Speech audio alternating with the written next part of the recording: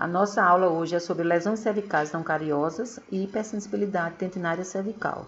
Iremos ver como diagnosticar e tratar essas situações que cada vez aumenta a prevalência na clínica odontológica. Essas lesões cervicais não cariosas são desgastes do tecido dentário não relacionado à cárie, ou seja, elas atingem a porção cervical vestibular ou palatina dos dentes, é de etiologia multifatorial sempre, e é decorrente do envelhecimento natural dos dentes. A prevalência dessas lesões varia cerca de 5 a 80% da população. É muito comum em premolares e molares, ou seja, dentes posteriores, e a prevalência e a gravidade aumenta com a idade do paciente. Essas lesões, na verdade, elas são desgastes que acontecem fisiologicamente, né? Nossos dentes passam por essa perda estrutural, é um processo fisiológico. Segundo os estudos, esse desgaste de até 10 micrômetros por ano nas faces proximais e maior, né, de 20 micrômetros nas faces oclusais, é fisiológico. Entretanto, quando esse desgaste acomete a estética, a função e causa desconforto e sensibilidade, precisa de uma intervenção do cirurgião dentista para contornar essa situação. Porque a lesão cervical são lesões, a localização é na região cervical. Porque nessa região há uma concentração maior de tensão, das tensões decorrentes da carga mastigatória. É uma região com menor área e menor espessura de esmalte. Então, aí nós temos essa formulazinha que mostra que a tensão que incide na região é relacionada à força incidente e à área do dente. Então, como a área cervical é uma área menor e tem uma menor espessura de esmalte, a tensão incidente vai ser maior, ocasionando essas fraturas ou essas lesões cervicais. A apatita nessa região também é uma apatita carbonatada, é uma apatita mais solúvel. É outro fator que explica porque a localização dessas lesões na região cervical. E outro fator é a menor resistência do esmalte na junção amelo-cementária. Por que a localização preferencial na face vestibular?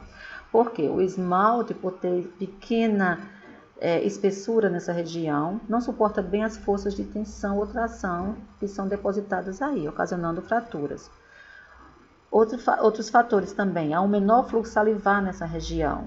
A escovação, por nós termos melhor acesso nessa região vestibular, é uma região que está sempre sendo abrasionada, né, pela escova dental e ocasionando esse desgaste. E também pelas características da região cervical, como nós já falamos anteriormente.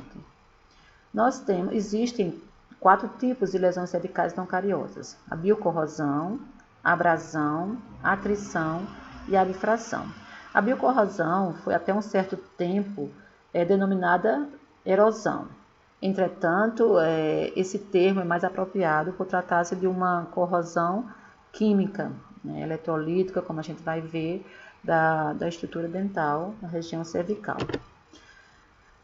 Outro fator que ocorre concomitante com as lesões cervicais não cariosas é a hipersensibilidade dentinária cervical, caracterizada por uma dor de curta duração, aguda ou súbita, sugerida pela exposição dentinária em resposta a diferentes estímulos, como estímulos térmicos, principalmente estímulos frios, evaporativos, como jatos de ar, estímulos táteis, escovação dentária, osmóticos, como doces, e também estímulos químicos, como alimentos ácidos. Todos esses estímulos, quando inseridos, né, ou quando o paciente é em contato com determinados estímulos, ele sente aquela dor aguda, né, mas de curta duração.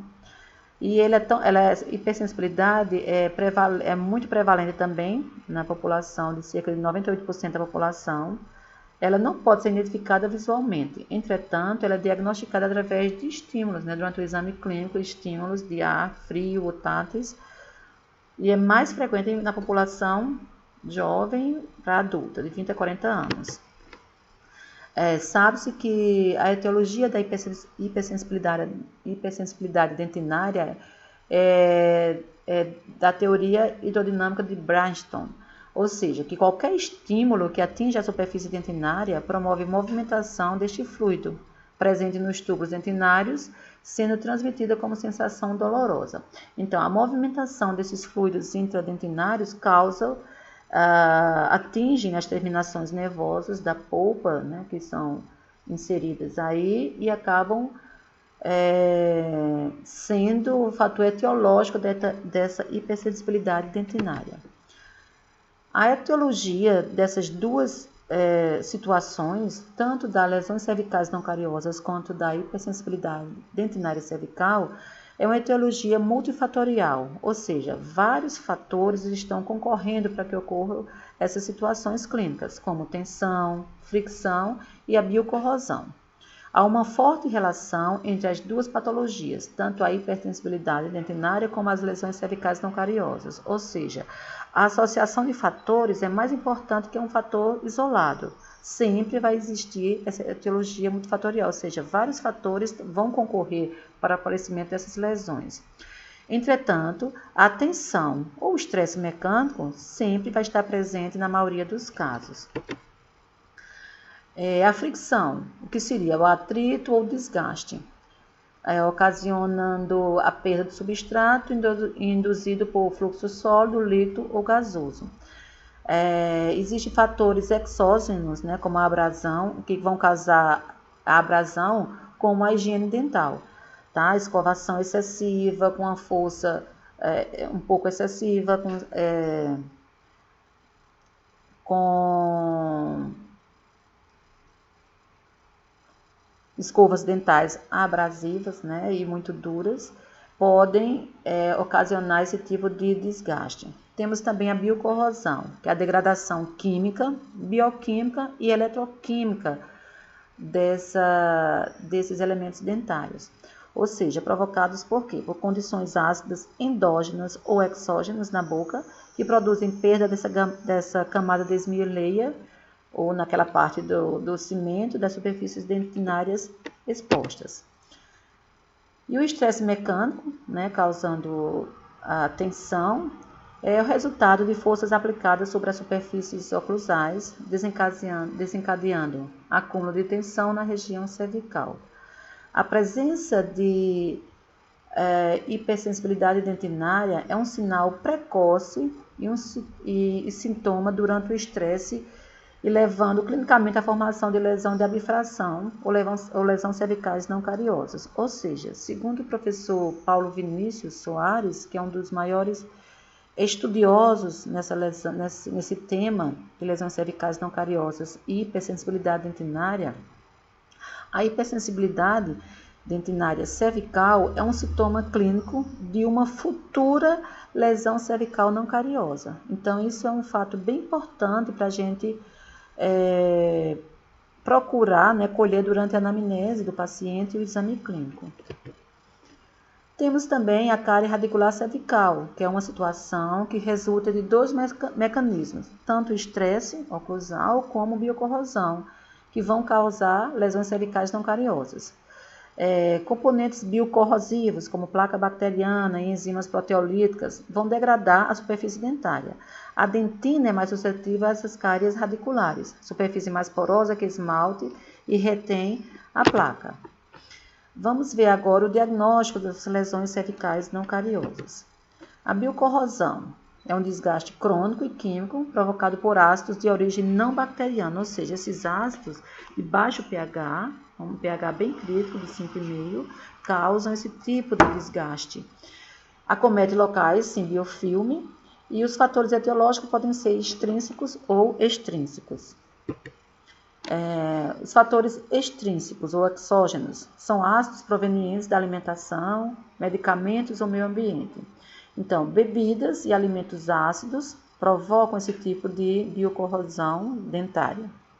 Medicamentos cítricos, eu coloquei aí a vitamina C, que contém o ácido ascórbico. Então, pessoas que fazem uso desse tipo de medicamento devem ficar atentos a esse tipo de desgaste. Nadadores, trabalhadores de indústrias, por conta dos agentes corrosivos que eles inalam durante o trabalho, podem ser pessoas que apresentam altos índices de lesões de biocorrosão. Também, ainda como fatores extrínsecos, refrigerantes, né? Sabe-se que houve um aumento em 10 anos, né, no Brasil de 490% do consumo de refrigerantes. Os refrigerantes têm o ácido cítrico e o ácido fosfórico, que são ácidos altamente fortes, né, que podem causar, de acordo com o consumo e com a frequência da ingestão desses refrigerantes, o desgaste dos dentes. Outro fator também, fatores intrínsecos agora que podem provocar essas lesões são quando é provocado pela pacientes que têm problemas de vômito, regurgitação, o refluxo gastroesofágico. Esses pacientes regurgitam, né? Esse ácido clorídrico que é proveniente do estômago, e o pH desse ácido é altamente crítico, né? pH 1, e vai promover essas lesões. Então, sabe-se atualmente que pacientes que fizeram cirurgias bariátricas são pacientes que se encontram nessa situação de muitas vezes estarem nessas situação clínica e apresentarem muitas lesões de biocorrosão. Características clínicas: desgaste superficial em esmalte, deixando o dente com superfície rasa e lisa, sem manchas ou acúmulo de biofilme. Há uma perda de brilho do esmalte e exposição dentinária, causando desta forma sensibilidade. E cavidade, elas são em formas de pires, ou seja, sem um término nítido. São definidas, localizadas em toda a superfície do esmalte. Aqui nós temos algumas fotos de superfícies com essas lesões de biocorrosão.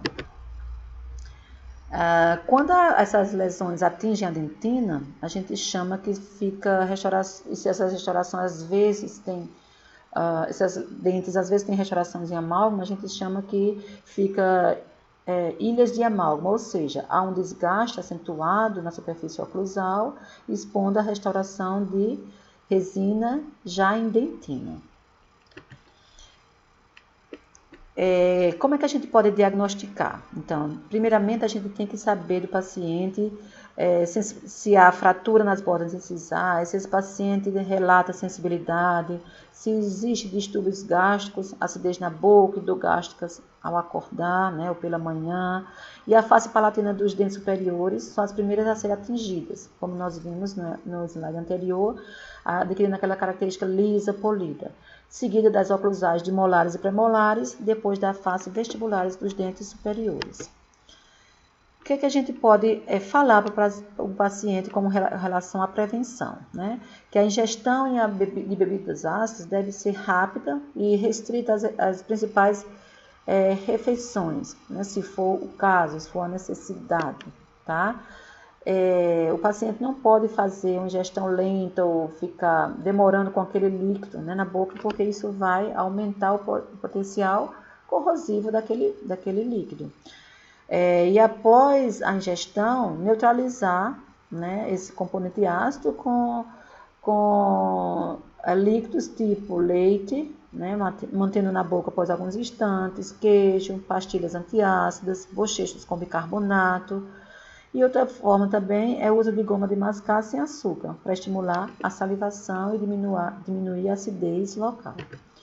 Outro tipo de lesão cervical não cariosa seria a abrasão, que trata-se de um desgaste mecânico da estrutura dental que ocorre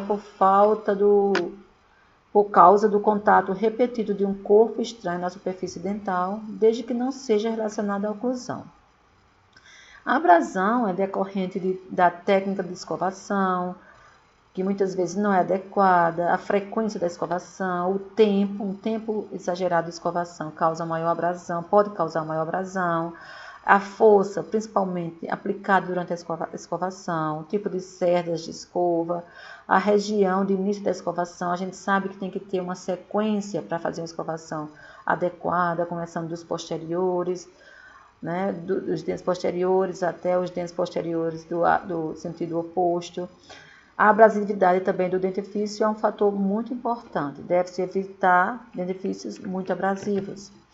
Características clínicas da lesão. Essas lesões atingem a porção cervical das faces vestibulares de vários dentes, São lesões rasas, com superfícies lisas ou às vezes um pouco arranhadas, mas que sejam polidas, duras, com contornos regulares, margens agudas e bem definidas. Não existem biofilmes, digamos assim, nessas regiões das lesões cervicais. Isso é um achado clínico importante. Tá? Essas lesões de abrasão não são subgengivais, sendo comum a gengiva sofrer um pouco de recessão. Então, nós vemos aqui lesões fortes de abrasão, melhor dizendo. Ainda no diagnóstico, né, nós devemos avaliar com o paciente que tipo de escolha de escova eles utilizam, observar essas cerdas, tá? A forma como eles fazem essa escovação, a força impressa nessa escovação e a técnica e frequência com que eles fazem.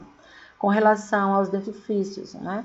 Qual o dentifício que o paciente utiliza e observando que esses dentifícios são utilizados para tratamento anticálculo ou clareadores, eles possuem substâncias quelantes que vão ter afinidade, né, vão sequestrar o cálcio presente na saliva, né, então isso vai ser um fator agravante para lesões de abrasão. Então, se o paciente já tem muita prevalência, alta prevalência dessas lesões de abrasão, tem que ser observado esses fatores para serem removidos, né, para não aumentar a prevalência dessas lesões. Com relação à técnica de escovação, orientamos o paciente para reduzir a força da escovação, de forma também a utilizar escovas de cerdas macias. Atrição são lesões cervicais provocadas pelo contato dos dentes, sem nada interposto entre eles, ou seja, durante a deglutição, mastigação ou até mesmo na fonação. Essas lesões de atrição são lesões fisiológicas, ou seja, com o tempo, os nossos dentes sofrerão por esse processo de atrição. Entretanto, existem pacientes que têm uma exacerbação dessas lesões, ou seja, têm dentes muito desgastados, né? Então, em casos de apertamento ou bruxismo, essas lesões que antes eram fisiológicas, elas tornam-se patológicas. E o estresse é um agente potencializador dos efeitos da atrição. Características clínicas dessas lesões: desgaste uniforme, resultando em facetas planas e coincidentes nos dentes antagonistas, ou seja, tanto os dentes superiores quanto inferiores daquele hemiarco vão estar desgastados uniformemente. Envolve faces oclusais, incisais e até mesmo proximais. Apresenta-se como facetas brilhosas na superfície dentária e a perda da dimensão vertical daqueles dentes quando o paciente se encontra em oclusão. Então, aí nós temos pacientes atendidos nas clínicas, escola da universidade, onde mostra-se vários dentes com desgastes tremendos, com perda excessiva da dimensão vertical de oclusão, decorrente de lesões de atrição. E a bifração é a outra lesão cervical não cariosa, onde ocorre a perda da estrutura dental decorrente da flexão da coroa durante a função oclusal, ou seja, é decorrente de interferências oclusais, problemas ortodônticos, ausências dentárias e parafunções, como bruxismo e apertamento. Todos esses problemas vão estar correlacionados no aparecimento de lesões de abifração. As forças oclusais, elas são direcionadas para a região cervical e quando essas forças não são bem distribuídas pelas ausências dentárias, por exemplo, ocasionam fendas e fissuras que causam microfraturas, havendo também um deslocamento do esmalte, formando uma cavidade, que é justamente as abifrações. São lesões em forma de cunha ou V, com contornos bem definidos e bordas afiadas. Lesões isoladas também podem acontecer, que acometem com maior frequência os premolares, por serem dentes menores, né, do que os molares, e consequentemente com a área de tensão maior, mais centralizada ali naquela região cervical. Podem ser subgengivais e até atingir dentes extensamente restaurados. Aí nós vemos dentes com lesões de bifrações extensas. Para prevenir, evitar a propagação dessas lesões, devemos realizar ajuste oclusal, instalação de placa miorrelaxante, ou seja, para aqueles pacientes que apresentam bruxismo ou apertamento, então devem ser, como um item de prevenção de futuras lesões de bifração, colocar, né, placas miorrelaxantes nesses pacientes e, ao mesmo tempo, fazendo a terapia de tratamento como restaurações nesses pacientes. Então, todas essas lesões, muitas vezes, elas não vêm isoladas, elas apresentam-se associadas, ou seja, podem vir lesões de abifração com erosão, atrição, abifração, abrasão, erosão, abifração e até mesmo com lesões cariosas nesses pacientes. Então, são lesões sempre multifatoriais. E para o diagnóstico, tanto da lesão cervical não cariosa como a hipersensibilidade dentinária cervical, devemos observar uma anamnese detalhada com hábitos alimentares, técnica de escovação, medicamentos e durante o exame clínico observar facetas de desgaste, interferências oclusais em lateralidade e protusão. Então, sempre observar esses fatores para que a gente possa diagnosticar corretamente essas situações clínicas.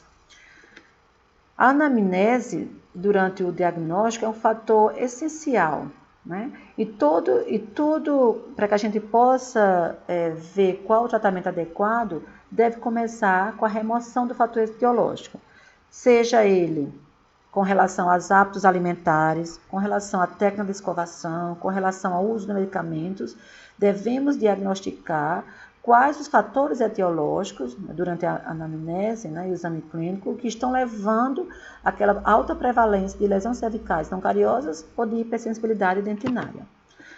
Com relação à hipersensibilidade dentinária, devemos fazer o diagnóstico diferencial. Se aquela dor que o paciente relata é decorrente de cáries, trincas, fraturas, infiltração ou dor pulpar. Como? Durante o exame clínico, devemos observar com relação à dor, com relação ao agente que desencadeia aquela dor, com relação ao uso de medicamentos, ou seja, fazer o exame clínico apurado. E um teste que a gente faz para diagnosticar a dor de origem dentinária, a hipersensibilidade dentinária cervical, é com relação a passar uma sonda exploradora naquela região. Né? Então, o teste tátil com o uso da sonda faz a dor, digamos assim, aumentar, né? Que é típico da hipersensibilidade dentinária cervical. E quando retira o agente causador, que no caso apresenta no exame clínico com a sonda, há declínio da dor na mesma hora. Então, lembrando que essa dor deve ser aguda, curta, né?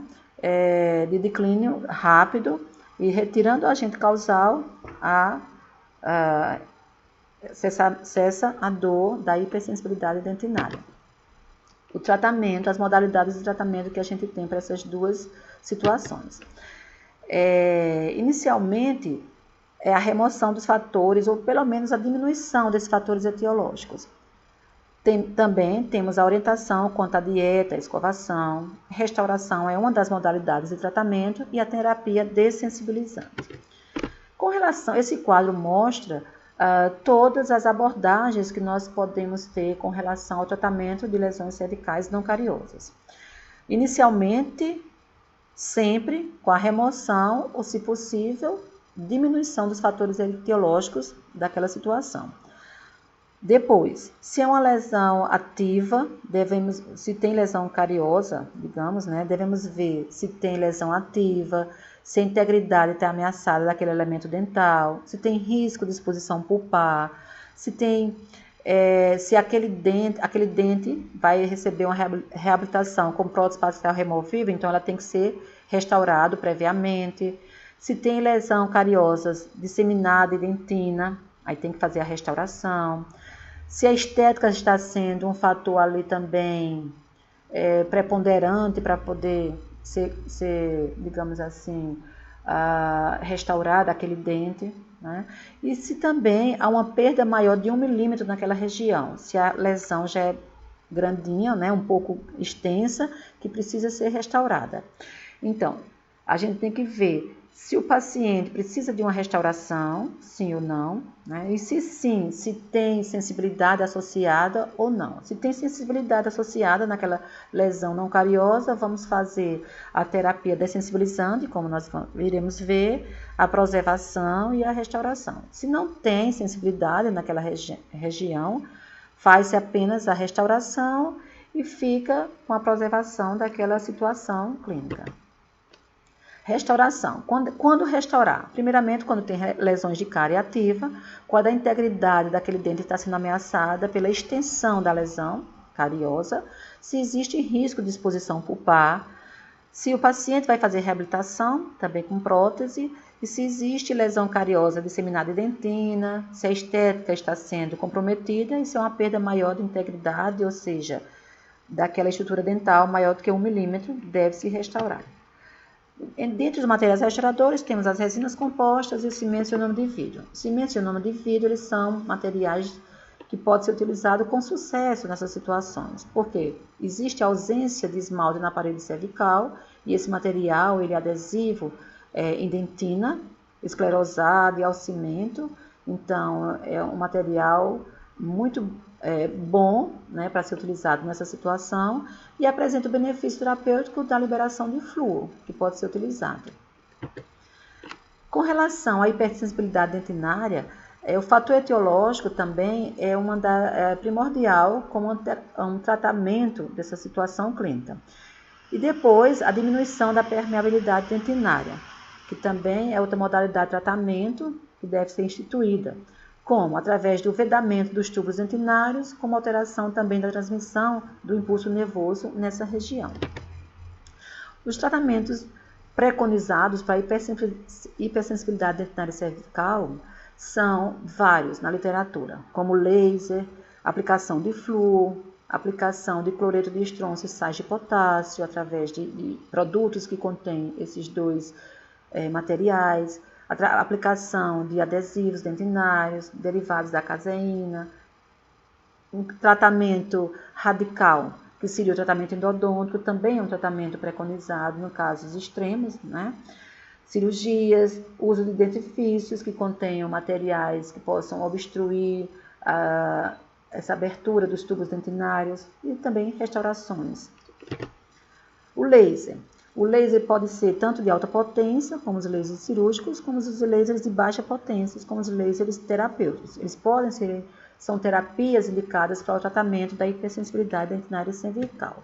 Os lasers de alta potência, como os lasers cirúrgicos, eles vão promover a fusão da dentina e, consequentemente, a obliteração dos tubos dentinários expostos naquela região, causando o quê? A diminuição da movimentação de fluidos no interior dos túbulos. E como esse é um fator causal da hipersensibilidade dentinária, o uso do laser vai causar essa diminuição e melhora da clínica considerável aos pacientes. Os lasers de baixa potência, que são os lasers terapêuticos, eles promovem uma ação sobre a transmissão nervosa e estimula a circulação e atividade celular, ou seja, aumentando a excitabilidade das terminações nervosas livres naquelas regiões, causando, consequentemente, ação analgésica imediata e também tardia para aqueles pacientes com hipersensibilidade dentinária cervical.